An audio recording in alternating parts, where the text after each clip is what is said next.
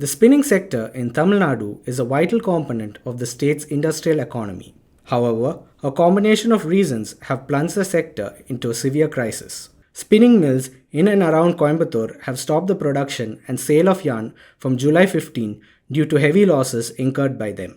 What are some of the major issues? See, we are being charged with the two-part tariff system. One we call it as unit charges or energy charges. So whatever units of energy we consume, we pay at present that is 6.96 rupees per unit. It was earlier 6.90. The second part of it is on the fixed charges called as demand charges. So demand charges were increased somewhere from 350 rupees per kVA to 550 rupees in the year 2022. Again, it was increased with another 3% of increase from this month, 1st July onwards. So this is in respect of HT industries.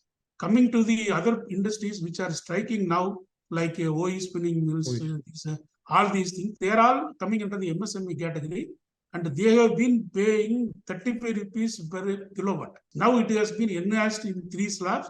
One comes to 75, another comes to rupees 150, and another goes to 550, equivalent with the HT industries. So when they are paying 35 rupees per kilowatt and now paying 550 rupees per kilowatt, means the amount of enhancement of the demand charges or fixed charges is too high, which they cannot bear with. That is why they are making the agitations, and they are now fighting and coming for the streets also by closing down the mills and all. Across the Tamil Nadu, 600 open and spinning mills are running, and we are producing 25 lakh kg grey cotton yarn from cotton spinning mills, cotton waste, and 15 lakh kg color yarn, 40 types of color yarn from pre-post garment cutting waste from garment factories, and used plastic PET bottle fiber. In that, 400 open and spinning mills are in LTCT customers. These LTCT actually, government has increased the power tariff rupees 1 rupee 70 paise per unit, because for example, if you take one small open and spinning mill paying 3.5 lakhs as a electricity charge per month, now it's increased to 4.2 lakhs. Small open and spinning mills, they will earn only 1 or 2 lakhs as a profit. In that, now power tariff itself, we have to pay 70 to 80,000. Then raw material also price has gone up. So now, as an entrepreneur, open and spinning mill entrepreneur, they are not able to even take 10,000 from their factory to their house expenses. Due to this strike, yarn production has stopped in open and spinning mills, and yarn shortage in powerloom sector and Karur Madabs. They are also cut down the production to 50% due to non-availability of this open and spinning mill yarn. The non-availability of raw materials at competitive rates, high cotton prices, increased operational costs, and poor demand in domestic and international markets have hit the sector. 21-22 financial year, we witnessed one of the very good period for Indian textile sector, including spinning sector. India exported around 130 crore kgs of yarn. And 22-23 financial year, it came down to 60-62 crore kgs of yarn. It's a huge drop. The main reason, China, due to their internal issues, COVID lockdowns, they stayed away from the purchases. So monthly run rate dropping around 4-5 crore kgs is a big number. At the same time, the industry also reduced the production during the last financial year. So even net to net, our production was excess, and those excess supplies diverted towards domestic. And now those inventories are getting exhausted inside the system. For the 3-4 months, whatever we lost, we are gaining. And next point is our fabric and apparel export also started contracting from the third and fourth quarter of last financial year. For example, t-shirt exports, monthly run rate will be in the range of 8.5 crore pieces. Now we are at 6.5 to 7 crore pieces. So volume contraction is there in apparel exports, home textile exports. So naturally, yarn consumption came down in those segments. Our cotton prices was artificially higher last year. So internationally, we are not competitive even in yarn, fabric, and apparel stage also. The prolonged Ukraine war and its resultant economic crisis has added to the challenges.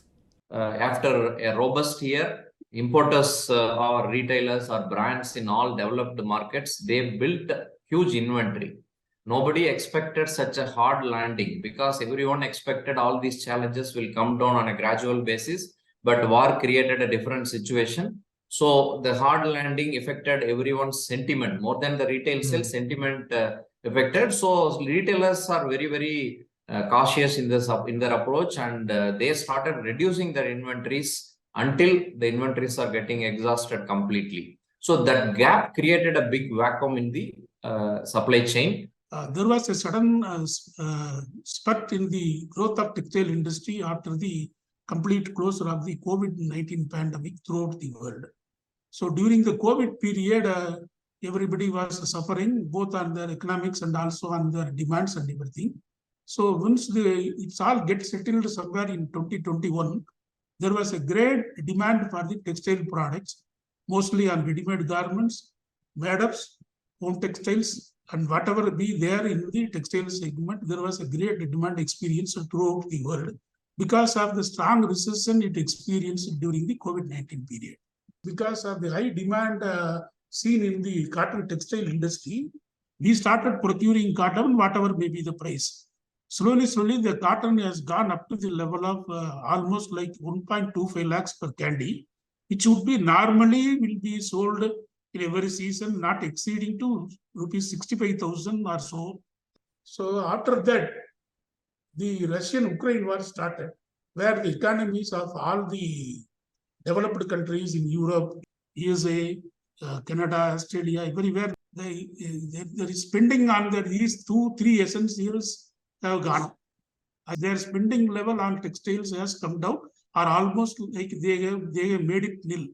So because of that, no orders are coming to the ready-made garment segment in India, the home textile industries in India, and also made-up industries, and whatever may be, the orders are not coming. What are the demands of the factory owners? The majority of the issue is concerned with the central government only, where they have the power for some of the varieties are not at all grown in India, what we call it as ELS cotton, extra long staple cotton. This is not grown in India. It will have some 34 mm length and all. So when people start importing cotton for their production, the government of India has introduced a system of 11% duty over and above the logistic costs and all. This made most of the mills not to get cotton on an import-free bed. This made a parity between the Indian cotton as well as between the international cotton. And our request to the Government of India, the Ministry of Commerce as well as the Ministry of Finance, is to see that the import cotton duty introduced from 1st November 2022 has to be withdrawn immediately, so that it will make a level playing field for the Indian cotton growers and also for the international cotton growers to market their product in India, where the demand is there. So having seen a recession, very strong recession in demand, so we have already made a representation to the Indian Banks Association. So the government should come forward to address the RBI exclusively to address the problems of the textile industry in India by making some liberal schemes of restructuring their loans, by postponing their repayments in term loans, etc., by deferment and all. So this is one of the main representations we made with the Government of India. The industry wants the government to roll back the new electricity charges. Representatives from the industry are set to meet government officials to air out their grievances and find solutions.